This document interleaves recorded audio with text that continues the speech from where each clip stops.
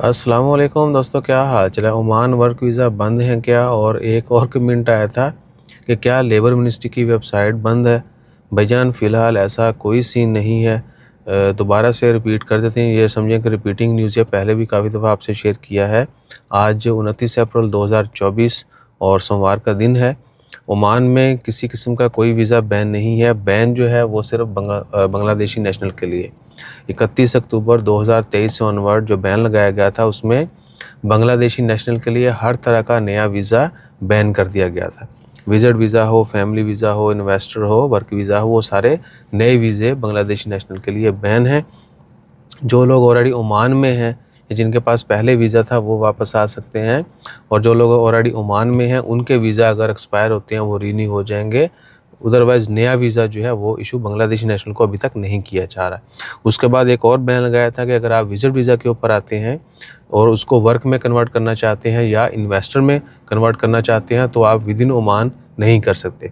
पहले क्या होता था कि आप 50 रियाल फ़ीस देते थे, उसके बाद आप इधर रहते हुए भी इन्वेस्टर वीज़ा या वर्क वीज़ा ले रहे। अभी वो नहीं है। अभी आपको एग्ज़िट जाना पड़ेगा और दोबारा नए वीज़े के ऊपर आना होगा। अगर फैमिली विजिट है तो वो 2 ईयर में कन्वर्ट हो जाएगा, उसका कोई इशू नहीं है।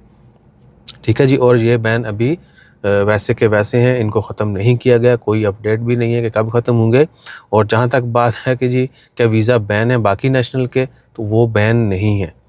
बाकी नेशनल के वीज़ा ओपन है, लेकिन अगर किसी को कोई तख़यीर का है कि जी उनका वीज़ा अप्लाई किया हुआ है या उनको बताया जा रहा है जी कि वीज़ा बैन है, तो वो गलत बात है। ठीक है ना।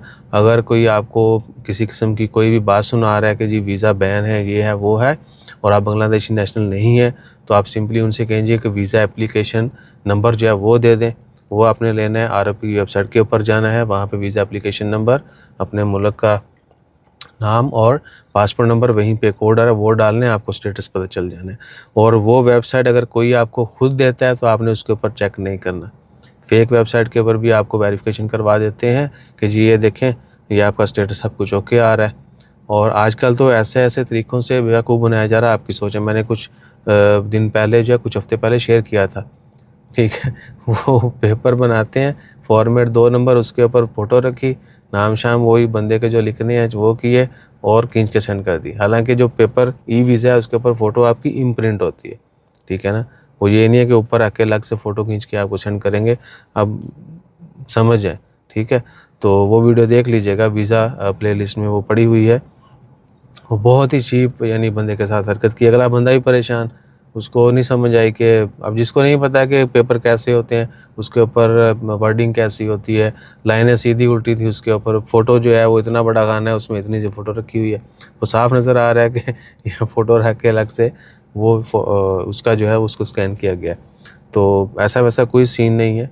आप वीज़ा एप्लीकेशन नंबर लें, क्योंकि जब वीज़ा अप्लाई होता है तो एप्लीकेशन नंबर जो है वो इशू हो जाता है, उसके ज़रिए आप स्टेटस चेक कर सकते हैं। और बाकी क्या है कि वेबसाइट भैया कोई बंद शंद नहीं है, आपको बस ऐसे ही लोग पता नहीं क्यों बता देते हैं। हालांकि आजकल के दौर में इस तरह की तो ये बातें बहुत पुरानी हो गई। और सिस्टम बंद है, वेबसाइट डाउन है, ये है, वो है, ऐसा थोड़ी होता है। कोई ऐसा सीन नहीं है और सब कुछ स्मूथ चल रहा है।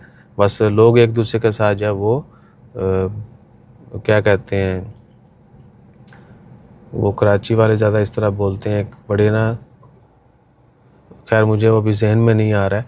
तो वो आपको वर्ड याद आया तो बताएंगे, आप बड़ा जो है ना वो हंसेंगे, बड़ा फ़नी वर्ड है। तो अपना ख्याल रखिए, दुआ में याद रखिए, और चक्करबाजों से थोड़ा एहतियात कीजिए। ठीक है ना।